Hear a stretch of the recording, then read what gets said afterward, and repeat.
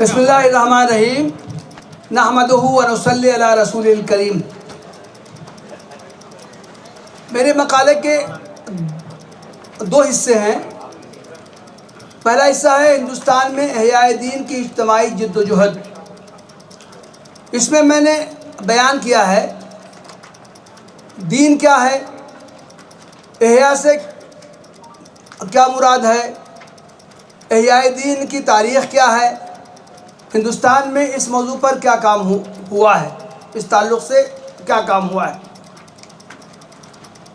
دوسرا حصہ میرے مقالے کا ہے جس میں کہ آج کے دور میں اگر ہم احیاء دین کا کام کرنا چاہتے ہیں تو ہمیں کیا کچھ کرنا چاہیے، ہمارے اہداف کیا ہونے چاہیے، ہماری منزل، ہمارا نشانہ کیا ہونا چاہیے، اور اس نشانے تک پہنچنے کے لیے ہم کو کیا راستے اختیار کرنے چاہیے، کیا تدابیر اختیار کرنی چاہیے، اور اس منزل تک پہنچنے کے لیے کیا رکاوٹیں درپیش ہیں، ان رکاوٹوں کا ہم مقابلہ کیسے کریں۔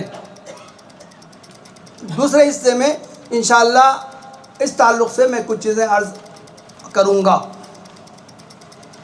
ابتدائی گفتگو میں بہت تیز میں کروں گا، بہت جلدی کروں گا تاکہ اصل جو موضوع ہے اس پر اظہار خیال کرنے کا کچھ مجھے موقع مل سکے۔ ایک بات یہ واضح کر دوں کہ جو مقالہ آپ حضرات کی فائل میں ہے وہ میرا ایک ہفتے پہلے کا لکھا ہوا ہے۔ اس وقت آخری حصہ میں لکھ نہیں پایا تھا تو میں نے اتنا ہی بھیج دیا تھا جتنا لکھا تھا، لیکن بعد میں نے پورا مقالہ 2 روز پہلے بھیج دیا تھا، لیکن آپ لوگوں کی فائل میں وہ پرانا ہی میرا لکھا ہوا موجود ہے، تو آخری حصہ ہے جو اہم ہے وہ آپ لوگوں کی فائل میں موجود نہیں۔ دین کیا ہے؟ تو قرآن مجید میں جو دین کے استعمالات ہیں مختلف معانی میں آئے ہیں۔ مالک یوم الدین، جزا کا مالک، دین کے اور بھی معنی ہیں، لیکن دین کا جو غالب استعمال ہے یا زیادہ استعمال ہے وہ طرز زندگی کے معنی میں آیا ہے۔ یہ جو میں نے آیتیں لکھی ہیں یہ تمام آیتیں ابھی پہلے کی گفتگو میں آ چکی۔ ان الدین عند اللہ الاسلام، الیوم اکملت لکم دینکم واتممت علیکم نعمتی ورضیت لکم الاسلام دینا ومن یبتغی غیر الاسلام دینا فلن یقبل منہ۔ دین کا لفظ ان آیتوں میں آیا ہے، اور قرآن مجید میں بہت سی آیتیں ہیں جن میں کہ دین کا لفظ اس معنی میں آیا ہے۔ دین سے مراد کیا ہے؟ مولانا سید ابو الاعلیٰ مودودی کا ایک مختصر سا کتابچہ ہے دین حق، انہوں نے اس میں بہت تفصیل سے بیان کیا ہے کہ دین اصلاً کس کو کہتے ہیں۔ اس کا خلاصہ یہ ہے کہ دین اصلاً طریق زندگی یا طریق فکر و عمل کا نام۔ طریق زندگی ہر فرد کی پوری زندگی کا طریق، پوری سوسائٹی کا طریق، پوری نوع انسانی کا طریق، تمام زمانوں کا طریق اور تمام علاقوں کا طریق۔ گویا کہ زندگی چاہے کسی فرد کی ہو، چاہے کسی سوسائٹی کی ہو، چاہے تمام نوع انسانی کی ہو، کسی بھی زمانے کی ہو، کسی بھی علاقے کی ہو، اللہ تعالیٰ کی مرضیات کے مطابق گزارنے کو دین کہا جاتا ہے۔ یہ تجدید و احیاء دین کی ذمہ داری ہر فرد کی، ہر مسلمان کی ہے۔ خاتم النبیین حضرت محمد صلی اللہ علیہ وسلم کے ہر امتی کی یہ ذمہ داری ہے کہ وہ تجدید کا کام کرے، وہ احیاء کا کام کرے۔ لِيَكُونَ الرَّسُولُ شَهِيدًا عَلَيْكُمْ وَتَكُونُوا شُهَدَاءَ عَلَى النَّاسِ۔ سورہ الحج میں بیان کر دیا گیا ہے کہ رسول کا کام ہے وہ شہادت کا کام کرے، اور تمہارا بھی کام ہے کہ تم شہادت کا کام کرو۔ خطبہ حجۃ الوداع میں اللہ کے رسول صلی اللہ علیہ وسلم نے فرمایا تھا فَلْيُبَلِّغُ الشَّاهِدُ الْغَائِبَ۔ 1 لاکھ سے زیادہ صحابہ کرام موجود تھے، آپ نے فرمایا تم میں سے ہر شخص کی ذمہ داری ہے جو یہاں موجود ہے، جو لوگ یہاں موجود نہیں ہیں ان تک دین کو پہنچانے کی کوشش کرے۔ اس کا عین امکان ہے کہ جن لوگوں تک وہ بات پہنچائی جائے جو یہاں موجود نہ ہو، وہ اس بات کو زیادہ بہتر طریقے سے محفوظ رکھیں اور زیادہ بہتر طریقے سے دوسروں تک پہنچانے کی کوشش کریں۔ تجدید کیا ہے اور احیاء کیا ہے؟ 2 الفاظ استعمال کیے جاتے ہیں، دونوں الفاظ کے ایک ظاہری مفہوم ہیں، ایک باطنی مفہوم ہے۔ دوسرے الفاظ میں کہوں اس کا ایک وہ مفہوم ہے جو مادیات میں استعمال کیا جاتا ہے، دوسرا وہ مفہوم ہے جو معنویات کے لیے استعمال کیا جاتا ہے۔ جدد یجدد و تجدید کے معنی ہیں ایک نیا کرنا، کوئی چیز پرانی ہو جائے اس کو نیا کر دیا جائے۔ ایک آدمی کا لباس ہے، وہ 5 سال سے استعمال کر رہا ہے، بوسیدہ ہو گیا ہے، اس لباس کو اتار کے وہ ایک نیا لباس پہن لے تو گویا کہ اس نے تجدید لباس کر لیا ہے۔ تو وقت گزرنے کے ساتھ ساتھ اسلام کی تعلیمات لوگ عمل نہ کر پائیں، بھولتے رہیں، چھوڑتے رہیں، نفس کے بہکاوے سے، شیطان کے بہکاوے سے، تو دین کی صحیح تعلیمات ان لوگوں کے سامنے پیش کی جائے، یہ اصلاً تجدید کا کام۔ یہ حدیث میں نے پیش کی ہے، حضرت عمر ابن خطاب کے بارے میں ہے، لا تبنى الکنیسہ فی الاسلام ولا یجدد ما خرب منہا۔ اسلامی ریاست میں کوئی کنیسہ تعمیر نہیں کیا جائے گا، اور اگر کوئی کنیسہ کچھ منہدم ہو گیا ہے تو اس کی مرمت کرنے کی بھی اجازت نہیں ہوگی۔ یہ بات جو کہی گئی ہے اس پر بحث کا یہاں موقع نہیں ہے، اصل اس میں لفظی استعمال ہے کہ انہوں نے کسی عمارت میں جو بوسیدگی آ جائے، جو کہنگی آ جائے، جو پرانا پن آ جائے تو مرمت کرنے کے کام کو تجدید کا لفظ استعمال کیا جاتا ہے۔ اسی طرح حدیث میں ہے، ان الایمان لیخلق فی جوف احدکم کما یخلق الثوب، ایمان بھی پرانا ہوتا ہے جیسے کپڑا پرانا ہوتا ہے۔ اللہ کے رسول نے فرمایا ہے، فَاسْأَلُوا اللَّهَ أَن يُجَدِّدَ الْإِيمَانَ فِي قُلُوبِكُمْ، اللہ تعالیٰ سے دعا کرو کہ وہ ایمان کو تمہارے دل میں نیا کر دے۔ تو گویا کہ یہ تجدید کا لفظ مادیات کے معنی میں استعمال ہوتا ہے، اسی طرح تجدید کا لفظ معنویات کے معنی میں استعمال ہوتا ہے۔ یہ حدیث ابھی اس سے پہلے بھی آ چکی ہے، ان اللہ عز وجل یبعث لہذه الامہ علی راس کل 100 سنہ من یجدد لها دینہا۔ تجدید دین کا مطلب ہی یہ ہے کہ دین کی جو باتیں پراگندہ ہو رہی ہیں، لوگوں نے عمل چھوڑ دیا ہے، اس پر عمل کے لیے ان کو آمادہ کیا جائے۔ اس حدیث کے بارے میں بہت زیادہ غلط فہمی پائی گئی ہے، اور اس کے پر جو تشریحات کی گئی ہیں وہ اس کی صحیح تشریحات نہیں۔ لوگوں نے یہ سمجھ لیا ہے کہ ہر جو ہجری سال جو ہے 100 سال کا، اس کے شروع میں یا آخر میں کوئی ایک شخصیت پیدا ہوگی جو دین کی تجدید کا کام کرے گی۔ یہ حدیث کا مطلب ہے ہی نہیں۔ اس کا تو مطلب یہ ہے ہر زمانے میں، بھائی 13 ہجری کے بعد 113 ہجری جب آئے گی تو بھی وہ علی راس کل 100 ہوگا۔ حدیث کا مطلب ہے کہ ہر زمانے میں کوئی وقت، کوئی لمحہ ایسا نہیں خالی رہے گا جس میں کوئی تجدید کا کام نہ کیا جائے۔ لیکن لوگوں نے خام خواہ کے لیے قمری سالوں میں ہر صدی 2001، 201، 301، 401، اس طرح لوگوں نے مجددین کی فہرست تیار کر لی۔ پہلی صدی کا مجدد یہ ہے، دوسری صدی کا مجدد یہ ہے، تیسری صدی کا مجدد یہ ہے، اور دوسرا انہوں نے غضب یہ کیا کہ ہر صدی میں ایک ہی مجدد کو پیدا کر دیا۔ تو مجددین کی جو فہرست آپ دیکھیں کتابوں میں 1400 سال ہو گئے ہیں، صرف 14 ہی مجدد پیدا ہوئے ہیں۔ یہ مطلب ہے ہی نہیں۔ عربی زبان میں تو من کہا گیا ہے، من کا اطلاق واحد پہ بھی ہوتا ہے، جمع پہ بھی ہوتا ہے۔ ہر صدی میں ایک سے زائد دسیوں سینکڑوں بھی مجددین ہو سکتے ہیں۔ یہ بات اس حدیث میں کہی گئی۔ مولانا مودودی نے یہ اقتباس چھوٹا سا ہے کہ تجدید کا کام کیا ہے۔ مولانا مودودی نے جاہلیت کی 3 قسمیں کی ہیں۔ جاہلیت خالصہ جو الحاد اور بے دینی سیکولرزم پر مبنی ہو، جاہلیت مشرکانہ جو شرک پر مبنی ہو، اور جاہلیت راہبانہ جو کہ ترک دنیا کا سبق پڑھاتی ہو۔ آپ نے کہا ہے کہ ان تینوں جاہلیتوں کے تمام اجزاء سے اسلام کو چھانٹ کر الگ کیا جائے اور کسی نہ کسی حد تک اس کو اپنی خالص صورت میں پھر سے فروغ دینے کی کوشش کی جائے، یہ اصلاً تجدید کا کام۔ مولانا مودودی نے تجدید کے کام کے 9 نکات بیان کیے ہیں۔ انہوں نے کہا ہے کہ 3 کام تو ہر مجدد کو کرنا: اپنے ماحول کی صحیح تشخیص، اصلاح کی تجویز، اور خود اپنے حدود کا تعین، یہ ہر مجدد کو کام کرنا ہے۔ اس کے علاوہ انہوں نے جو 6 نکات اور بیان کیے ہیں، مولانا ارشد جمال صاحب کے مقالے میں ان کا تذکرہ ہے کہ وہ کام ہر ایک کرے یہ ضروری نہیں ہے۔ انہوں نے 9 نکات میں کاموں کے انجام دہی کو تجدید کے کام سے تعبیر کیا۔ احیا کیا ہے؟ احیا کے معنی ہم جانتے ہیں کہ احیا معنی ہے زندہ کرنا۔ آدمی مر گیا ہے، بے حس و حرکت ہو گیا ہے، نہ اس میں احساس ہے، نہ وہ بول سکتا ہے، نہ دیکھ سکتا ہے۔ اگر اس کے اندر زندگی لے آئی جائے، پھر وہ بولنے لگے، سمجھنے لگے، سننے لگے، کام کرنے لگے، چلنے پھرنے لگے، تو اس کو احیا سے تعبیر کیا جاتا ہے۔ یہ لفظ بھی مادی معنوں میں بھی آتا ہے اور معنوی معنی میں بھی آتا ہے۔ یحیی و یمیت، اللہ تعالیٰ زندہ کرتا ہے، پیدا مارتا ہے۔ یہ قرآن مجید میں کثرت سے اللہ تعالیٰ کا یہ وصف بیان کیا گیا ہے۔ اسی طرح قرآن میں زمین کے بارے میں آیا ہے، اللہ تعالیٰ ہی ہے جو مردہ زمین کو زندہ کرتا ہے۔ وَآیَةٌ لَهُمُ الْأَرْضُ الْمَيْتَةَ أَحْيَيْنَاهَا، تمہارے سامنے مثال ہے مردہ زمین کی کہ ہم نے اس کو زندہ کیا۔ کیا مطلب مردہ زمین کا؟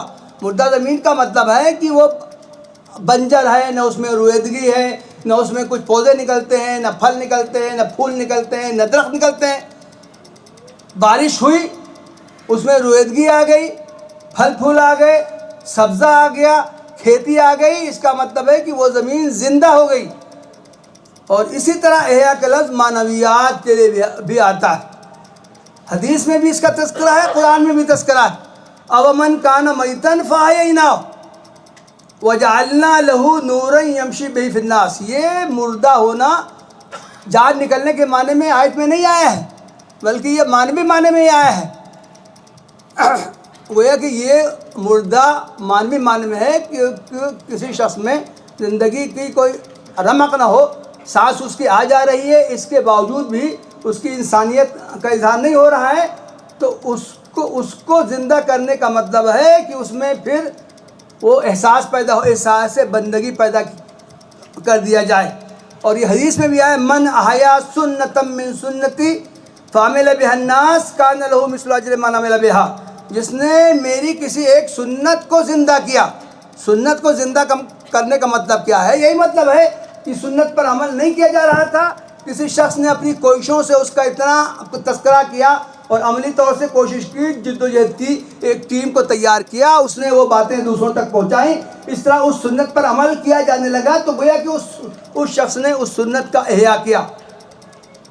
ایک بات عرض کر دوں کہ میں نے خاص طور سے یہ تجدید اور احیا دونوں کی لغوی تشریح اس لیے بھی کی ہے کہ عام طور سے یہ غلط فہمی کچھ لوگوں میں پائی جاتی ہے کہ تجدید کا لفظ بہت زیادہ اہم ہے، اس کے مقابلے میں احیا کا لفظ اس سے کم اہمیت کا حامل ہے۔ یہ بات صحیح نہیں ہے۔ دونوں تعبیریں حدیث میں، قرآن میں بھی آئی ہیں، دونوں الگ الگ جہاز سے اس میں وہ باتیں بیان کی گئی ہیں، اس لیے چاہے تجدید کا لفظ استعمال کیا جائے، چاہے احیا کا لفظ استعمال کیا جائے، دونوں ایک ہی معنی کی وضاحت کرتے ہیں۔ یہ احیاء دین کی تاریخ، یہ بھی حدیث میں آیا ہے۔ اللہ کے رسول صلی اللہ علیہ وسلم نے ارشاد فرمایا ہے، یحمل ھذا العلم من کل خلف عدول، اس علم کو یا دین کے علم کو ہر نسل کے بعد دوسری نسل میں ایسے لوگ آئیں گے جو اس دین کو اٹھائیں گے، وہ لوگ معتبر لوگ ہوں گے، ثقہ لوگ ہوں گے، اور وہ 3 کام کریں گے، ینفون عنہ تحریف الغالین وانتحال المبتلین وتاویل الجاہلین، یہ غلو کرنے والوں کی تحریفات سے دین کو پاک کریں گے، اہل باطل نے جو من گھڑت چیزیں اس میں شامل کر دی ہیں اس سے پاک کریں گے، اور جن لوگوں نے جہالت کی بنا پر دور دراز تعویلات کر لی ہیں، دین میں بے دینی کو حق میں باطل کو شامل کر دیا ہے، ان تمام آمیزشوں سے وہ دین کو پاک کریں گے۔ ہندوستان میں احیاء دین کی تاریخ، عام طور سے جن لوگوں نے صدی بصدی کسی ایک شخص کو مجدد قرار دیا ہے، ان لوگوں نے جب 14 صدیوں میں 14 لوگوں کی فہرست تیار کی، اس میں یہ 2 نام انہوں نے ہندوستان کے کھاتے میں بھی ڈال دیے، شیخ احمد ابن عبدالاحد السرہندی، یہ 11ویں صدی کے شروع کے ہیں، اور شاہ ولی اللہ دہلوی یہ 12ویں صدی کے ہیں۔ تو جیسا کہ میں نے عرض کیا، یہ صرف 2 نام ہیں نہیں، 20 سینکڑوں لوگ ہر جگہ پیدا ہوئے ہیں، ہندوستان میں بھی پیدا ہوئے ہیں، ہوتے رہے، جنہوں نے کہ تجدید و احیا کا کام انجام دیا۔ مثال کے طور سے مسلم سلاطین، صوفیہ و مشائخ، علماء دین، مختلف تحریکات بھی قائم ہوتی رہی ہیں۔ مہدویت کی تحریک، فرائضی تحریک بنگال میں ہوئی تھی، تحریک مجاہدین سید احمد شہید و شاہ اسماعیل شہید، اسی طرح تحریکات آزادی جو برپا ہوئی ہیں، ہم کہیں کہ ان کا تعلق دین سے نہیں تھا، لیکن صحیح بات یہ ہے دین کا احیاء اور مسلمانوں کی تمکین کی بھی کوشش بھی کسی حد تک ہم اس کو دین سے بھی جوڑیں گے، اس کو دین سے خارج کرنا میرے نزدیک صحیح نہیں۔ اسی طرح ہندوستان کی تاریخ میں ہم دیکھیں تو شخصیات کی جو انفرادی کوششیں رہی ہیں وہ بھی غیر معمولی رہی ہیں، گویا کہ انفرادی اور اجتماعی دونوں سطحوں پر ہندوستان میں بھی ہر دور میں کام ہوتا رہا ہے۔ 20ویں صدی تحریکات کی صدی رہی، مختلف اسباب سے یہاں جب مسلمان ابتلا و آزمائش کا شکار ہوئے، دین پر حملہ کیا گیا، انگریزوں کے ساتھ ان کے جلوم عیسائی مشنریز یہاں آئیں، تو یہاں پر خاص طور سے مختلف تنظیمیں قائم کی گئیں اور اس کے ذریعے اجتماعی کام کرنے کی کوشش کی گئی۔ یہ میں نے چند نمائندہ جماعتوں کا تذکرہ کیا ہے۔ جمعیت علماء ہند، جمعیت اہل حدیث، امارت شریعہ بہار اڑیسہ، کل ہند مجلس تعمیر ملت، تبلیغی جماعت اور جماعت اسلامی۔ میں پورے اعتماد کے ساتھ یہ آپ سے عرض کرنا چاہتا ہوں، ان تمام جماعتوں کے آپ دستور کو اٹھا کے دیکھیے، جب یہ جماعتیں قائم ہوئی تھیں اس وقت انہوں نے اپنی تاسیس کے کیا مقاصد بیان کیے تھے، ان میں صراحت سے لکھا ہوا ہے اسلام کی تعلیمات کو عام کرنا ہے، مسلمانوں سے جہالت کو دور کرنا ہے، جو بے دینی مسلمانوں میں آ رہی ہے اس کا ازالہ کرنا ہے، اسلام کی اشاعت اللہ کے بندوں میں کرنا ہے۔ یہ باتیں صراحت سے لکھی ہوئی ہیں، اگرچہ بعد میں یہ تنظیمیں صحیح طریقے سے کام نہیں کر سکی، دوسرے کاموں میں لگ گئی، اس لیے اس طرح ان کا جو دینی جو تشخص تھا وہ کم اس کا تعارف ہونے لگا۔ لیکن اس کے باوجود بھی ہم یہ نہیں کہہ سکتے ہیں ان تحریکوں کا دین کی تجدید اور احیاء میں کوئی حصہ نہیں ہے، ان کا جو کنٹریبیوشن ہے وہ غیر معمولی ہے۔ تو یہ اس پر کئی کتابیں بھی آئی ہیں دینی جماعتوں کے تعارف پر، جو 20ویں صدی میں لکھی گئی ہے، اس پر کئی کتابیں لکھی گئی ہیں، ان سے ہم اس کی تفصیلات جان سکتے ہیں۔ اب میں اپنے اصل موضوع پر آتا ہوں۔ ہم تحریک اسلامی ہند کے سالار ہیں، رفقا ہیں، قائدین ہیں، ہر سطح پر کچھ نہ کچھ ہم پر ذمہ داری عائد ہوتی ہے، یہاں تک کہ اگر ہم صرف رکن ہیں، صرف کارکن ہیں، تو بھی ہمارے اوپر ذمہ داری عائد ہوتی ہے کہ ہم دین کے احیاء کے لیے، تجدید کے لیے جو کچھ ہمارے بس میں ہے وہ ہمیں کرنا چاہیے۔ تو ہم کیا کریں، ہمارا گول کیا ہونا چاہیے، ہماری منزل کیا ہے جو ہر وقت ہماری نگاہوں کے سامنے رہنی چاہیے، اس تعلق سے میں چند باتیں آپ حضرات کے سامنے پیش کروں گا۔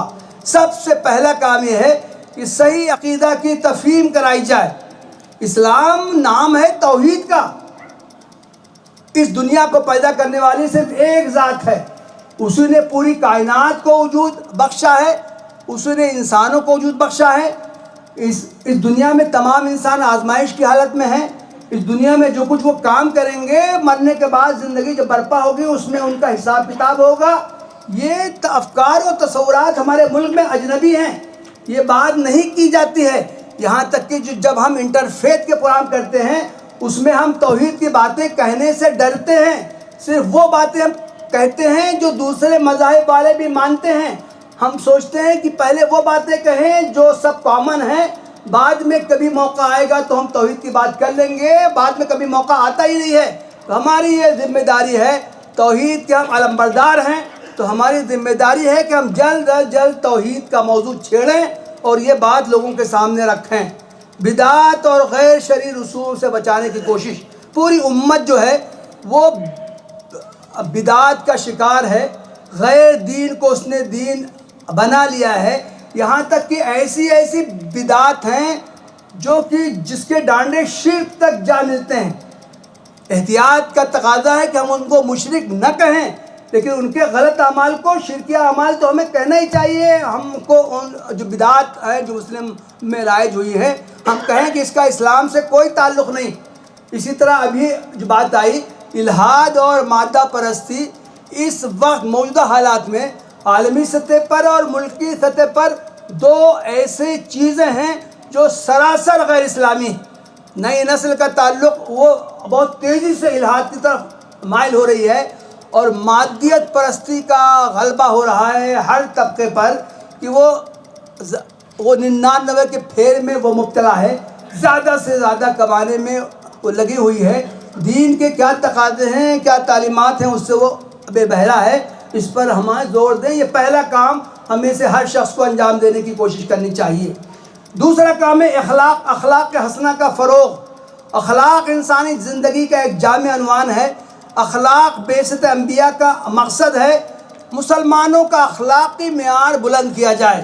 میں بہت افسوس کے ساتھ یہ عرض کرنا چاہتا ہوں، ہم جب مارکیٹ میں جاتے ہیں، بازار میں جب جاتے ہیں، انسانوں کے درمیان جب جاتے ہیں، تو اخلاق کے معاملے میں مسلمانوں کو دوسرے مذاہب کے ماننے والوں سے پست پاتے ہیں.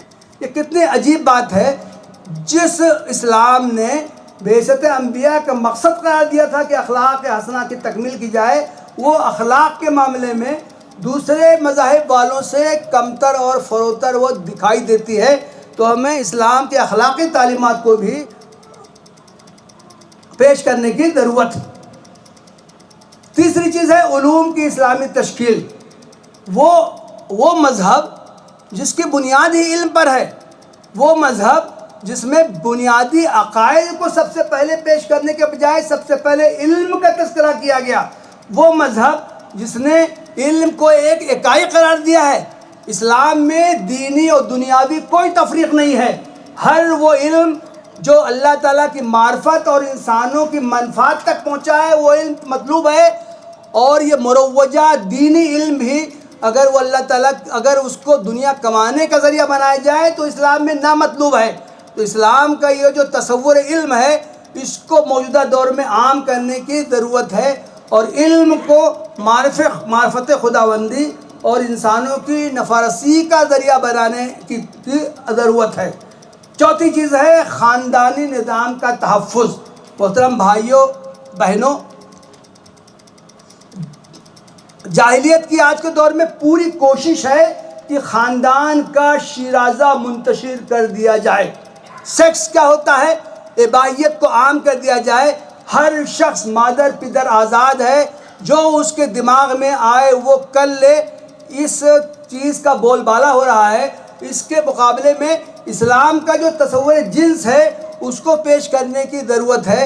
اسلام نے تصور جنس کا اعتراف کیا ہے لیکن اس کو صرف اور صرف نکاح میں محدود کیا ہے. اسلام خاندان کا زبردست حامی ہے. اسلامی نظام خاندان کے کیا فوائد ہیں اور اباحیت کے سماج پر کیا نقصانات پڑتے ہیں، موجودہ دور میں اس کو زیادہ سے زیادہ عام کرنے کی ضرورت ہے. پانچویں چیز ہے سماجی عدل اور خدمت خلق. عدل و مساوات اسلام کی ایک بنیادی قدر ہے. انبیاء کو بھیجا ہی گیا ہے لِیَقُومَ النَّاسُ بِالْقِسْطِ، تاکہ سماج میں عدل کا بول بالا ہو، عدل نافذ ہو. ہم دیکھتے ہیں کہ پوری دنیا میں ظلم عام ہے. جس کی لاٹھی اس کی بھینس عام ہے. کوئی فرد ہو، کوئی گروہ ہو، کوئی جماعت ہو، کوئی ملک ہو، ظلم اس کا شیوا ہے. ہر طاقتور اپنے سے کمزور کو دبانے کی ہر ممکن کوشش کر رہا ہے. ہماری ذمہ داری ہے کہ ہم اسلام کے نظام عدل سے انسانوں کو اس کا تعارف کرائیں. چھٹی چیز ہے اسلامی شناخت کا تحفظ. مسلمان ایک امت ہیں، امت واحدہ کا تصور دیا گیا ہے. یہ جو ملکوں علاقوں کی جو باؤنڈریز ہو گئی ہیں اسلام اس کو تسلیم نہیں کرتا ہے. کوئی ہے مسلمان ہے، چاہے وہ چین کا مسلمان ہو یا ہندوستان کا مسلمان ہو، دونوں کے درمیان گہری الفت قربت ہونی چاہیے. تو اس چیز کا اظہار ہونا چاہیے. اسلامی تشخص کی حفاظت ضروری ہے. اسلام ہر طرح کی عصبیت سے پاک کرتا ہے، دور کرتا ہے. تو ہمیں اس نقطے کو بھی پیش کرنے کی ضرورت ہے. اور آخری چیز یہ ہے کہ فرقہ وارانہ ہم آہنگی. اسلام کے بارے میں یہ غلط فہمی عام کر دی گئی ہے کہ اسلام اپنے ماننے والوں کو دوسرے مذاہب کے ماننے والوں سے علیحدہ کرتا ہے، یہ بہت بڑی غلط فہمی ہے، یہ الزام ہے اسلام پر۔ صریح اسلام کی تعلیمات یہ ہے، اس دنیا میں تمام انسانوں کے ساتھ سماجی اور انسانی تعلقات رکھے جائیں گے، چاہے وہ جس مذہب کو ماننے والے ہوں، جس علاقے کے رہنے والے ہوں، جس نسل کے ہوں، زبان کے ہوں، ان کے ساتھ کسی طرح کی کوئی تفریق نہیں برتی جائے گی۔ اسلام کی اس تعلیم کو عام کرنے کی ضرورت ہے۔ یہ چند باتیں میں نے عرض کی ہیں، ان باتوں کو ہم اپنا نصب العین بنائیں اور ان باتوں کو انسانوں تک عام کرنے کی کوشش کریں۔ ان باتوں کو اختیار کرنے، اس کو اپنا نصب ال بنانے کے لیے ہم کیا طریقے اختیار کریں، راستہ کیا ہے، اس کے بارے میں چند باتیں عرض کروں گا۔ سب سے پہلی چیز ہے دعوت اور تربیت۔ دعوت کا مطلب ہے جن بندوں تک اللہ کا پیغام نہیں پہنچا ہے، وہ دین اسلام سے واقف نہیں ہیں، ہر ممکن تدبیر اختیار کرنے کی کوشش کی جائے۔ اس طرح کی جائے جیسے حضرت نوح علیہ السلام نے اللہ تعالیٰ سے فریاد کی تھی، اے اللہ تعالیٰ میں ان کے پاس گیا، چپکے سے گیا، زور سے گیا، میں نے اعلان کیا، میں نے دن میں بھی ان سے بات کی، ہم نے رات میں بھی ان سے بات کی۔ اسی طرح کی تڑپ اور جذبہ ہر مسلمان میں ہونا چاہیے، اس کے لیے وہ ہر ممکن تدابیر اختیار کرے۔ انفرادی ملاقاتیں، ٹی پوائنٹ، اجتماعی ملاقاتیں، چھوٹے پروگرام، بڑے پروگرام، جس طرح بھی ہو، یہ عام لوگوں تک اللہ کا پیغام پہنچانے کی کوشش کی جائے، اس کو دعوت سے تعبیر کیا جاتا ہے۔ اور دوسرا کام یہ بھی کرنا ہے کہ تربیت، مسلمانوں کی تربیت۔ یہ باتیں عام طور سے کہی جاتی ہیں، اسلام سب سے اچھا مذہب ہے لیکن اس کے ماننے والے سب سے خراب اور سب سے برے ہیں۔ تو ہمیں مسلمانوں کی تربیت کرنی ہے کہ ان کی زبان اور ان کا عمل دونوں میں ہم آہنگی ہونی چاہیے۔ دوسری چیز ہے تنظیم سازی اور ادارہ سازی۔ ہر فرد یہ کام اکیلے کرے گا، اس کے مقابلے میں اگر اجتماعیت کو بنایا جائے تو کام کی رفتار بہت تیز ہو جائے گی۔ اس لیے اجتماعیت کو قائم کرنا، اس سے وابستہ ہونا محمود اور مطلوب ہے۔ اور یہ جو اجتماعیت ہے اس کی بنیاد شورائیت پہ ہونی چاہیے۔ امیر و مامور، حاکم اور مطیع، یہ دو قسمیں نہیں ہیں، بلکہ ہر شخص جو ہے اگر وہ اگر وہ اپنی باتیں کہے گا، مشورہ دے گا تو اس کام میں اس کی شمولیت بھی ہوگی۔ اس لیے اجتماعیت کی بنیاد شورائیت پر ہونی چاہیے۔ اور تیسری بات ہے کہ ایک سے زیادہ اجتماعیتیں قائم کرنے میں کوئی حرج نہیں ہے۔ لوگ کہتے ہیں کہ اتنی تو جماعتیں ہو گئی ہیں، ہم کس کو مانیں کس کو نہ مانیں، کس کے ساتھ جائیں کس کو نہیں۔ اگر یہ اجتماعیتیں ہیں وہ ایک دوسرے کا تعاون کرنے والی ہوں، ایک دوسرے کو سپورٹ کرنے والی ہوں، تو ایک اجتماعیت نہیں 10 اجتماعیتیں قائم ہو جائے، اس میں کوئی حرج نہیں ہے۔ اور جب اجتماعیت قائم ہو تو اس کے تحت مختلف کاموں کے لیے، مختلف محاذوں کے لیے مختلف ادارے قائم کیے جا سکتے ہیں۔ اسلامی تصور علم پر مبنی نظام تعلیم۔ میں نے تعلیم کی اہمیت کو واضح کیا اور یہ بتایا کہ تو اس طرح ہمیں کرنے کا کام یہ ہے کہ ہم اسلامی تصور تعلیم پر مبنی نظام تعلیم قائم کریں۔ چھوٹے بچوں کے لیے مکتب کا پورے ملک میں جال بچھا دیں۔ کوئی مسجد ایسی خالی نہیں ہونی چاہیے جس میں کہ چھوٹے بچوں کی تعلیم کا کوئی انتظام نہ ہوتا ہو۔ اور اسی طرح دینی اور عصری جامع تعلیمی اداروں کے قیام کی بھی ہمیں زیادہ سے زیادہ کوشش کرنی چاہیے۔ ذرائع ابلاغ کا بھرپور استعمال۔ ذرائع ابلاغ کے استعمال میں مسلمان بہت پیچھے ہیں۔ جب باطل ذرائع ابلاغ کو استعمال کر کے اپنے سب خرافات پھیلا رہا ہے، اسلام سے بیزاری عام کر رہا ہے، تو مسلمانوں کی بھی ذمہ داری ہے کہ وہ ذرائع ابلاغ کا زیادہ سے زیادہ استعمال کریں۔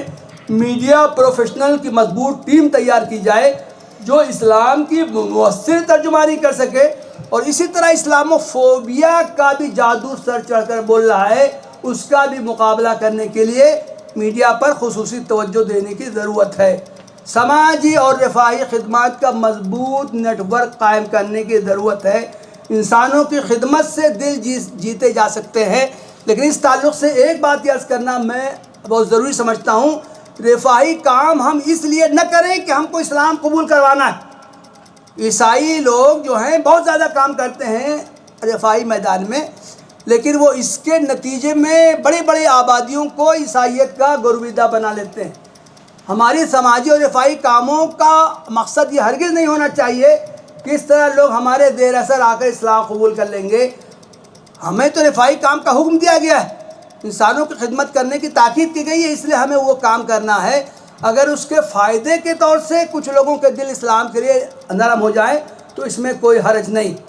اب آخر میں اپنی گفتگو پہ آتا ہوں۔ منزل کیا ہے ہمیں معلوم، راستہ کیا ہے ہمیں معلوم، راستہ ہموار ہے، اس پر ہم آگے بڑھ کے چلے جائیں گے، لیکن اگر راستے میں رکاوٹیں ہیں، چٹانیں ہیں، اور طریقوں سے راستے کو دشوار بنا دیا گیا، کانٹے جھاڑ جھنکار ڈال دیے گئے ہیں، تو جب تک ان کی صفائی نہ کی جائے ہماری رفتار متاثر رہے گی۔ تو ہمارے احیاء دین کے کاموں میں کیا رکاوٹیں ہیں اس کا بھی ہمیں علم ہونا چاہیے، اور ان کو دور کرنے کی بھی ہمیں کوشش کرنی ضروری۔ تو یہ جو رکاوٹیں ہیں میں نے اس کی دو قسمیں کی ہیں، اندرونی رکاوٹیں ہیں، چیلنجز ہیں، اور بیرونی رکاوٹیں ہیں۔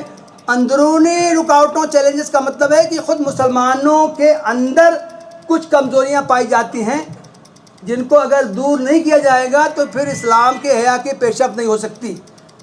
پہلی چیز ہے فرقہ واریت، اختلافات، ایک دوسرے کی ٹانگ کھینچنا، ایک دوسرے کو گمراہ قرار دینا، ضال مضل کہنا، تکفیر کے فتوے صادر کرنا، یہ امت کے مختلف گروہوں کا نشان امتیاز۔ دوسری چیز ہے فکری جمود۔ بھائی اسلام تو ہے، رواداری کا مذہب ہے، توسع کا مذہب ہے، اجتہاد کا مذہب ہے۔ اسلام قیامت تک کے لیے آیا ہے، تو قیامت تک کے لیے جو نئے نئے مسائل پیدا ہوں گے ان کا حل ہے۔ ہر زمانے میں علماء نے اجتہاد کر کے ان مسائل کا حل پیش کیا ہے، لیکن افسوس کہ زمانہ گزرنے کے بعد پھر فکری معاملے میں جمود آتا گیا، اس کی وجہ سے بھی اسلام کا صحیح تعارف نہیں ہو پایا۔ خارجی چیلنجز دو ہیں، ایک تو موجودہ زمانے میں اسلام دشمن طاقتوں کا عروج ہو گیا ہے۔ پہلے وہ دبے رہتے تھے، اپنی باتوں کا اظہار نہیں کر پاتے تھے، آج کل وہ کھلم کھلا اپنی آئیڈیالوجی بھی پیش کر رہے ہیں اور مسلمانوں کے خلاف سازشیں بھی کر رہے ہیں۔ آپ اندازہ کیجئے آج کے دور میں بت پرستی کو، شرک کو ایک فلسفہ بنا کے پیش کیا جا رہا ہے۔ اس سے پہلے اس کی ہم مثال نہیں دیکھتے۔ تو موجودہ دور میں اسلام دشمنوں کا جو عروج ہو رہا ہے وہ اپنی آئیڈیالوجی کو عام کرنے کے لیے غالب کرنے کی کوشش کر رہے ہیں، اور مسلمانوں کے خلاف بھی ان کی خواہشیں ہو رہی ہیں، یہ ایک رکاوٹ ہے۔ اور دوسری ہے کہ ریاستی اور قانونی رکاوٹیں ہو رہی ہیں، ریاستیں اس میں شامل ہو رہی ہیں، عوام ہی نہیں، غیر مسلم عوام یا اسلام دشمن عوام ہی نہیں، بلکہ جو ریاستیں ہیں، حکومتیں ہیں، مرکزی حکومت ہے، ریاستی حکومت ہے، وہ ایسے قوانین بنا رہی ہے جس سے کہ اسلام قبول کرنے کی راہ رکے، لوگ اسلام کی طرف مائل نہ ہوں، اسلام کے بارے میں ان کے اندر منفی جذبات ابھریں، اور اسی طرح ملک کی جو عدلیہ ہے اس کے ذریعے بھی ایسی قانون سازی کی جا رہی ہے۔ تو یہ دو رکاوٹیں بیرونی ہیں اور دو رکاوٹیں اندرونی۔ آخر میں عرض کرتا ہوں کہ ان چیلنجز کا مقابلہ ہم کیسے کریں۔ سب سے پہلا کام یہ ہے کہ ہم مسلم امت کو ادب اختلاف سکھائیں، ہم امت کے تمام طبقات سے کہیں اختلاف ختم کرنا ناممکن ہے۔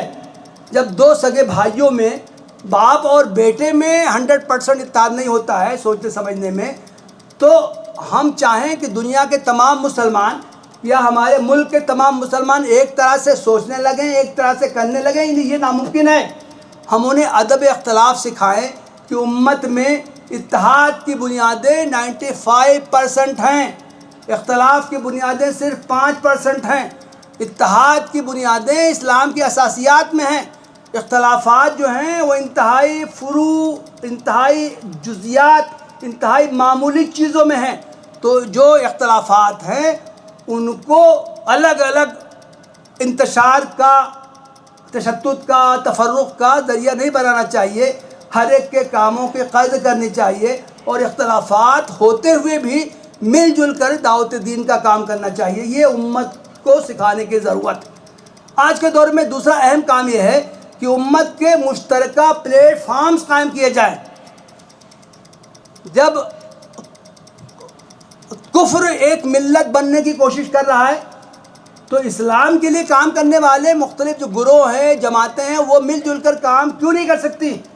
تو اس کے لیے موجودہ دور میں ضرورت ہے ایسے پلیٹ فارمز کی تشکیل دیے جائے جس میں مسلمانوں کی تمام جماعتیں، ادارے، جو گروپ ہیں وہ اس میں شامل ہوں اور مل جل کر کامن منیمم پروگرام بنائیں. تیسرا کام یہ ہے کہ ترجیحات طے کی جائیں. ہر کام ہر آدمی کرے. کاموں کی ایک لسٹ بنا لی جائے. 100 کام اہم ہیں اور 100 کاموں کو جب کرنا شروع کیا جائے تو پھر ہر ایک پر بہت معمولی توجہ دی جا سکے.